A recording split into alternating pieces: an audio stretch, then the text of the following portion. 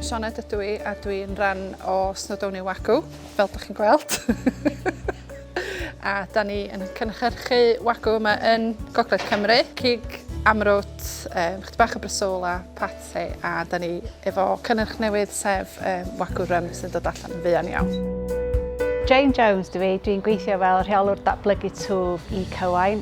Dwi'n gweithio efo clients fel Sioned i helpu nhw symud y busnes ymlaen, edrych am gyfleoedd newydd a gwneud yn siŵr bod nhw ddim yn methu allan ar ddim byd sy'n digwydd tu hwnt i Cywain. Da ni'n edrych ar be mae partneriaid fel y Canolfan Technoleg Bwyd yn neud. Dwi bob tro yn edrych am cyfleoedd lle fysa'r cynnyrch yn ffitio, enghraifft mae yna bate, mae yna rym a mae'r cig. Bob tro cefn yn meddwl lle fysa Snowdonia Wagyu yn ffitio.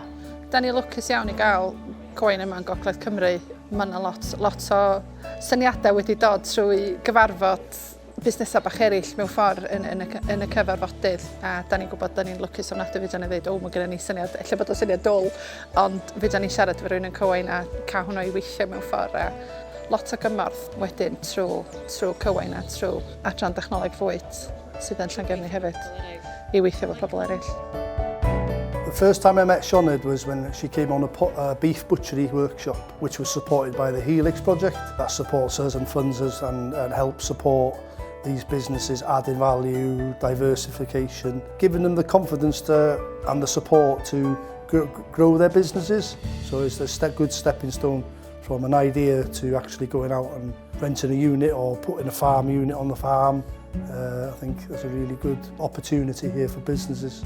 Fel rheolwr twf yn Cywain, da ni'n cadw perthynas agos efo'r Canolfan Technoleg Bwyd i wneud yn siŵr bod ni'n gwybod beth sgyn nhw ar y gweill hefyd. A wedyn, os oes rhywbeth perthnasol, da ni'n gallu cyfeirio'r clients fel Sioned yna i gael y cymorth i wneud yn siŵr bod nhw ar flaen y gad efo be maen nhw'n wneud yn eu busnesau. So, mae yn rhywbeth lle wyt ti'n fel ffarmer lle bod chdi'n gweld llawer o bobl, ond wyt ti'n gorfod delio efo pobl pen ti'n gwerthu yn syth a sgwsmar.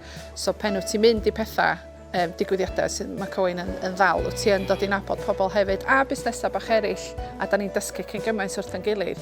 Ond ia, mae o'n bractis da ofnadwy cyn i chdi fynd allan i'r byd i siarad efo pobl eraill mewn ffordd. A mae o'n rhoi hyder i chdi. Ti'n teimlo bod chdi ar llwyfan a bod chdi'n gwybod beth ti'n siarad amdan, achos wyt ti wedi cael y cefnogaeth yna'n barod. So da ni yn lwcus ofnadwy.